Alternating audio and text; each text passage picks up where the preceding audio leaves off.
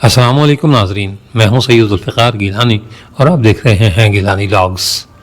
4.5 سال کی ولاگنگ کے دوران میں نے آپ سے کچھ مانگا، نہ اپنی کسی پریشانی کا اظہار کیا، بلکہ حالات کی سختیوں، موسموں کی شدتوں اور فاصلوں کی طوالت کے باوجود میں پابندی سے اپنے ولاگز آپ تک پہنچانے کے لیے کوشاں رہا۔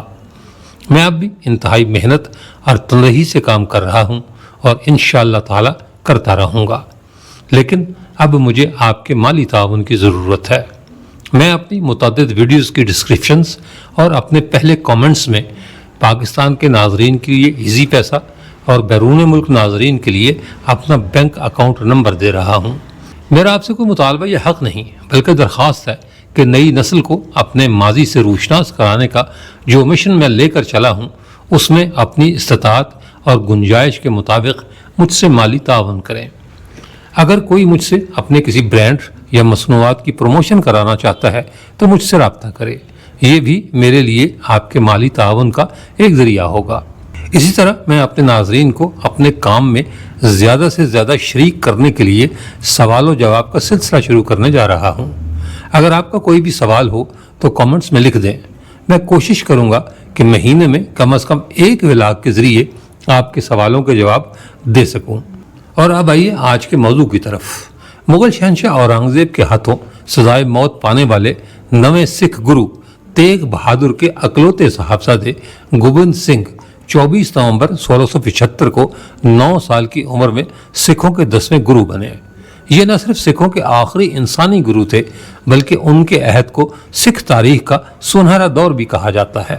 گرو گوبند سنگھ نے بھی اورنگزیب کا عہد پایا، لیکن اس کے انتقال کے 1 سال بعد 7 اکتوبر 1708 کو ایک حملہ آور کے ہاتھوں شدید زخمی ہونے کے بعد انتقال کر گئے، جس کے بارے میں کہا جاتا ہے کہ اسے سرہند کے نواب اور مغل فوجی کمانڈر وزیر خان نے انہیں قتل کرنے کے لیے بھیجا تھا۔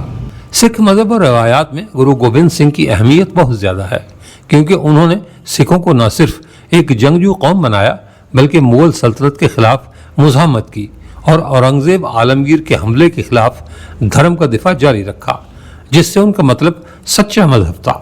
1699 میں انہوں نے سکھوں کو آنند پور میں ویساکھی کے سالانہ میلے میں شرکت کے لیے کہا۔ سکھ روایات کے مطابق اس موقع پر انہوں نے ایک رضاکار کو طلب کیا اور اسے اپنے خیمے میں لے گئے۔ تھوڑی دیر بعد وہ خون آلود تلوار لے کر باہر نکلے۔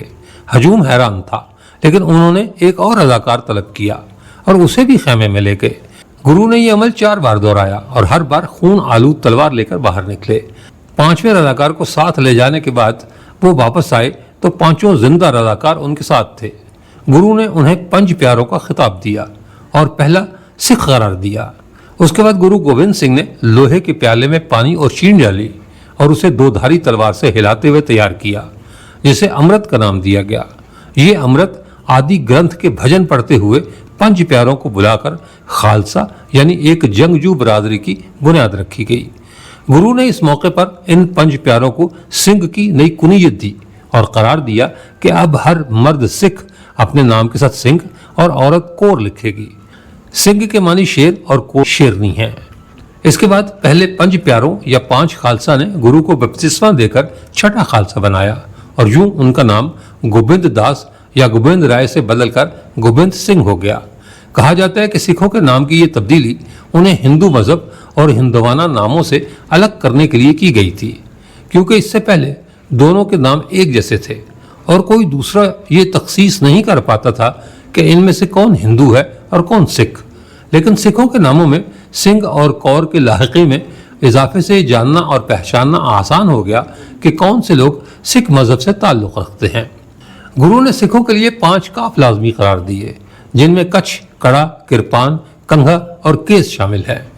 ہر سکھ کو پابند کیا گیا کہ اپنے جسم کے کسی بھی حصے کے بال یعنی کیس نہیں کٹوائے گا، کلائی پر لوہے کا ایک کڑا پہنے گا، اپنے پاس لوہے کی ایک چھوٹی تلوار یعنی کرپان رکھے گا، بالوں میں ہر وقت کنگھا لگائے رکھے گا اور جانگیا یعنی کچھا پہنے ہوگا۔ بعد کی تشریحات کے مطابق کیس یعنی بال نہ کٹوانے کو اللہ کی رضا قرار دیا گیا، کنگھے کو بالوں کی صفائی کا ذریعہ بتایا گیا، کڑے کو توہم پرستی سے نجات اور ایمان کی مضبوطی کی نشانی کہا گیا، کرپان مظلوم کی حفاظت اور ظالم کو روکنے کے لیے ہتھیار، اور کچھ کو شرم و حیا اور اعلیٰ کردار کا مظہر کہا گیا۔ گرو گوبند سنگھ کا ایک اور کارنامہ سکھوں کی مذہبی کتاب گرو گرنتھ صاحب کو سکھوں کا زندہ گرو قرار دینا تھا۔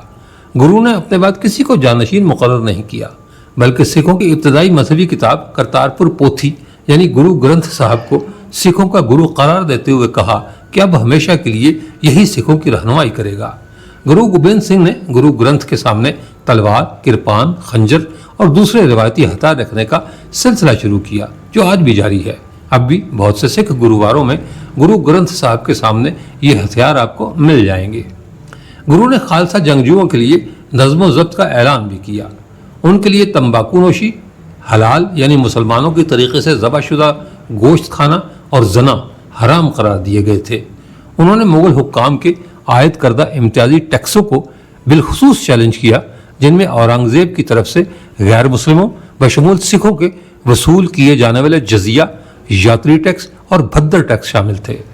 آخری ٹیکس ہندو رسومات کے مطابق کسی عزیز کی موت کے بعد سر مڑوانے اور آخری رسومات کے بعد عطا کیا جاتا ہے۔ گرو گوبند سنگھ نے اعلان کیا کہ خالصہ کو یہ ٹیکس جاری رکھنے کی ضرورت نہیں، کیونکہ بھدر دھرم نہیں بلکہ ایک بھرم ہے۔ سر نہ مڑوانے کا مطلب یہ بھی تھا کہ دہلی اور مغل سلطنت کے دیگر حصوں میں رہنے والے سکھوں کو ٹیکس ادا نہ کرنا پڑے۔ تاہم گرو کے نئے ضابطۂ اخلاق نے 18ویں صدی میں سکھوں کے کئی فرقے بنا دیے۔ ان میں سے ایک عام سکھ تھے جو خود کو نانک پنتھی یا نانک شاہی کہتے تھے، جبکہ دوسرے خالصہ سکھ تھے جو خود کو ایک الگ مذہبی برتری کے ساتھ پیش کرتے تھے۔ یہ تفریق آج بھی موجود ہے۔ اب بھی ابتدائی سکھوں کو خالصہ سکھ اور بپتسمہ نہ لینے والوں کو سجدری سکھ کہا جاتا ہے۔ گرو گوبند سنگھ کے والد گرو تیغ بہادر کی پھانسی کے بعد کا زمانہ وہ دور تھا جب اورنگزیب کے ماتحت مغل سلطنت اور گرو گوبند سنگھ کی قیادت میں سکھوں کے درمیان دشمنی اپنے عروج پر تھی۔ مغل انتظامیہ اور اورنگزیب کی فوج دونوں گرو گوبند میں انتہائی زیادہ دلچسپی رکھتے تھے، جبکہ کہا جاتا ہے کہ اورنگزیب نے گرو گوبند سنگھ اور ان کے خاندان کو ختم کرنے کا حکم بھی جاری کیا تھا۔ گرو گوبند سنگھ دھرم یدھ پر یقین رکھتے تھے، جو ایک آخری حربے کے طور پر لڑی جاتی ہے۔ گرو کے نزدیک ظلم کو روکنے، ظلم و ستم کو ختم کرنے اور اپنی مذہبی اقدار کے دفاع کے لیے مرنے کے لیے تیار رہنا چاہیے۔ سکھ کہتے ہیں کہ گرو گوبند نے اپنی جنگوں کے دوران کبھی کسی کو قیدی بنایا اور نہ کسی کی عبادت گاہ کو نقصان پہنچایا۔ گرو گوبند سنگھ نے 41 سال کی عمر پائی، جس میں سے 25 سال وہ صرف جنگیں لڑتے رہے۔ انہوں نے مجموعی طور پر 21 جنگیں لڑی، جن میں بیشتر مغل سلطنت کے خلاف تھی۔ گرو نے اپنی پہلی جنگ 1682 میں پہاڑی ریاست بلاسپور یا ریاست کلور کے حکمران بھیم چند کے خلاف لڑی۔ کتابوں میں ہے کہ بھیم چند کو اپنے دارالحکومت کے قریب سکھوں کی جنگی سرگرمیوں پر اعتراض تھا، چنانچہ اس نے آنند پور صاحب پر حملہ کر دیا لیکن شکست کھائی۔ اس جنگ کو جنگ آنند پور کے نام سے بھی یاد کیا جاتا ہے۔ 1685 میں بھیم چند اور گرو کے درمیان ایک اور جنگ آنند پور ہوئی، جس میں بھی سکھ ہی فاتح رہے۔ 18 ستمبر 1686 یا 1688 کو بنگانی کی جنگ گرو گوبند سنگھ کی فوج اور بلاسپور کے بھیم چند کے درمیان پاؤنٹا صاحب کے قریب بنگانی میں لڑی گئی۔ گھڑوال اور کانگڑا سمیت شیوالک پہاڑوں کے راجپوت راجاؤں کے اتحاد نے بلاسپور ریاست کے بھیم چند کی جانب سے جنگ میں حصہ لیا۔ اس جنگ میں کئی راجا مارے گئے، لیکن سکھوں کو فتح نصیب ہوئی۔ کہا جاتا ہے کہ یہ لڑائی گرو کے جانب سے بلاسپور کی حدود میں ایک جنگی نقارہ بجانے پر بھیم چند کے اعتراض کی وجہ سے ہوئی تھی۔ نداون کی لڑائی، جسے حسینی یدھ بھی کہا جاتا ہے، بلاسپور کے راجا بھیم چند اور مغلوں کے سالار الف خان کے درمیان نداون میں لڑی گئی۔ بھیم چند کو گرو گوبند سنگھ کی حمایت حاصل تھی، جبکہ دوسرے پہاڑی سرداروں، خاص طور پر کانگڑا کے کرپال چند اور بھجروال کے دیال چند نے مغلوں کا ساتھ دیا۔ کہتے ہیں کہ بنگانی کی لڑائی کے اختتام پر بھیم چند اور کچھ پہاڑی سرداروں نے مغل شہنشاہ کو خراج تحسین پیش کرنے سے انکار کر دیا تھا، جس کی وجہ سے نداون میں جنگ ہوئی۔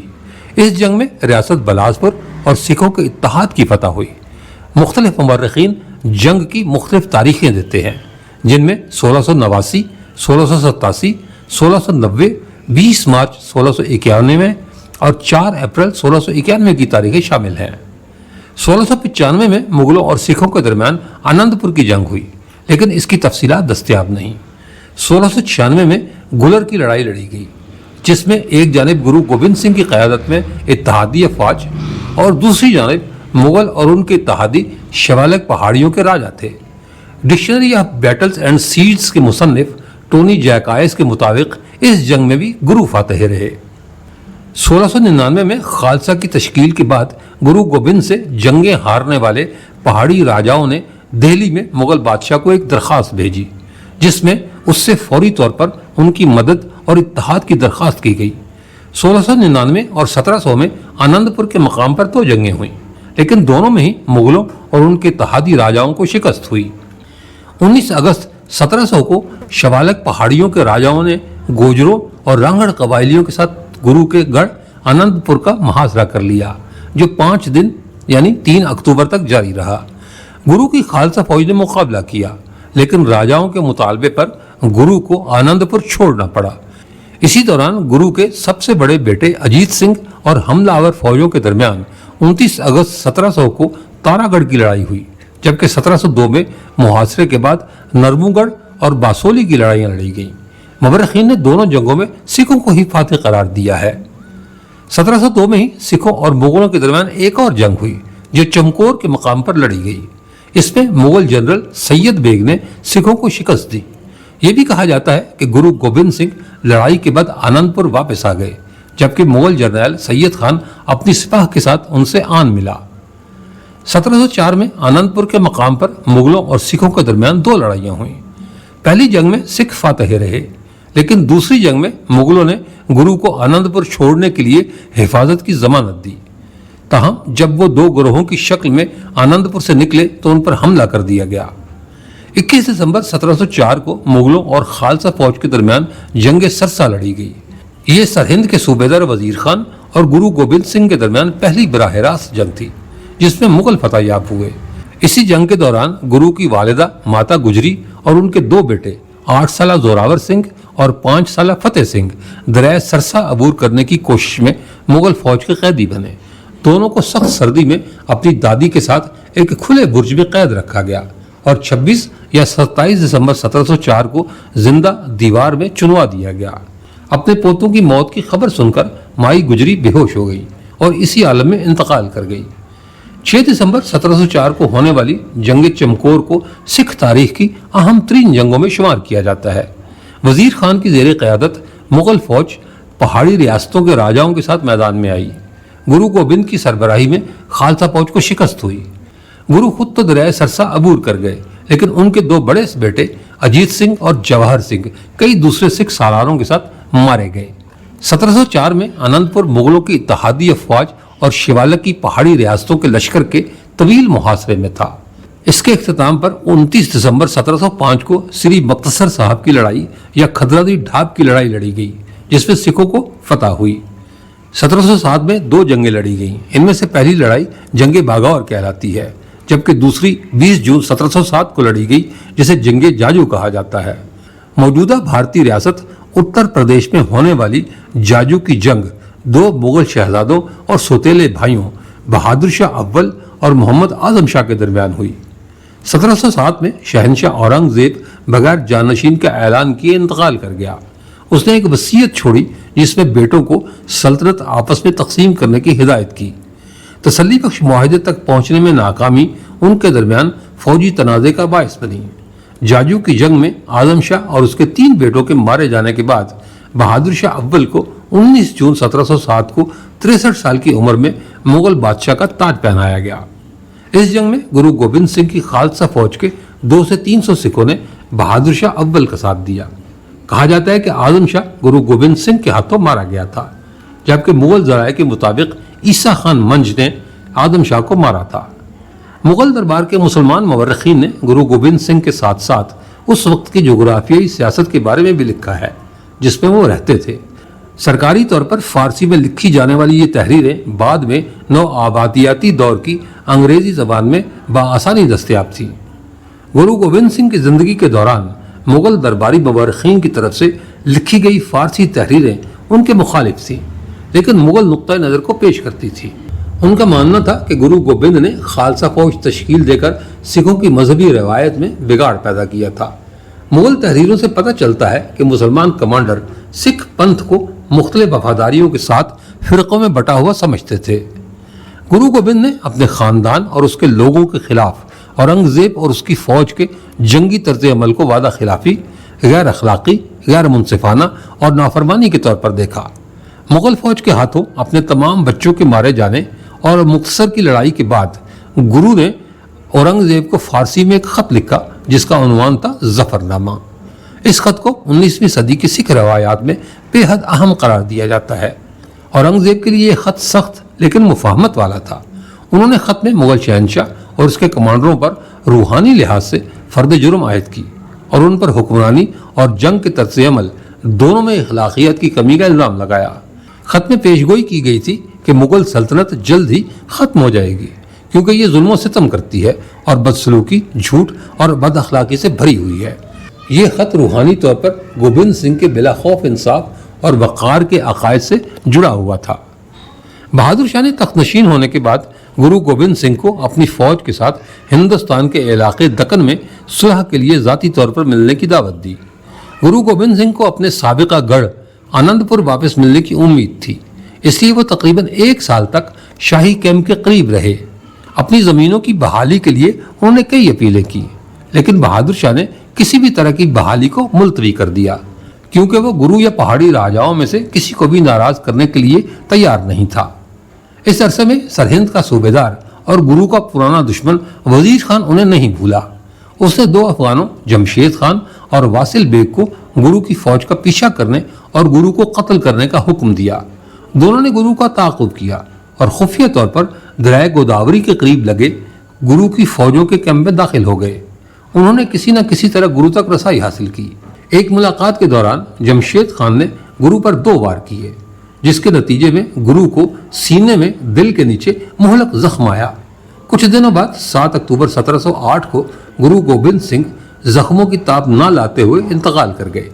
18ویں صدی کے ابتدائی مصنف سیناپتی کے سری گورسوبا کے مطابق جان لیوا زخم کے باوجود گرو نے جوابی مقابلہ کیا اور قاتل کو مار ڈالا، جبکہ قاتل کے ساتھی کو فرار ہونے کی کوشش میں سکھ محافظوں نے مار دیا۔ کچھ محققین کا کہنا ہے کہ گرو گوبند سنگھ کو قتل کرنے والے جمشید خان کو وزیر خان نے نہیں بلکہ مغل فوج نے بھیجا تھا جو قریب ہی رہ رہی تھی۔ قاتل کہیں سے بھی آیا ہو، لیکن یہ طے ہے کہ گرو گوبند سنگھ کی موت نے مسلمانوں سے سکھوں کی انتہا درجے کی دشمنی اور مغلوں کے ساتھ ایک اور طویل اور تلخ جنگ کے دروازے کھول دیے۔ اس کے ساتھ ہی اجازت دیجیے، انشاءاللہ تعالی اگلے ولاگ میں دوبارہ ملاقات ہوگی۔ تب تک کے لیے اللہ حافظ۔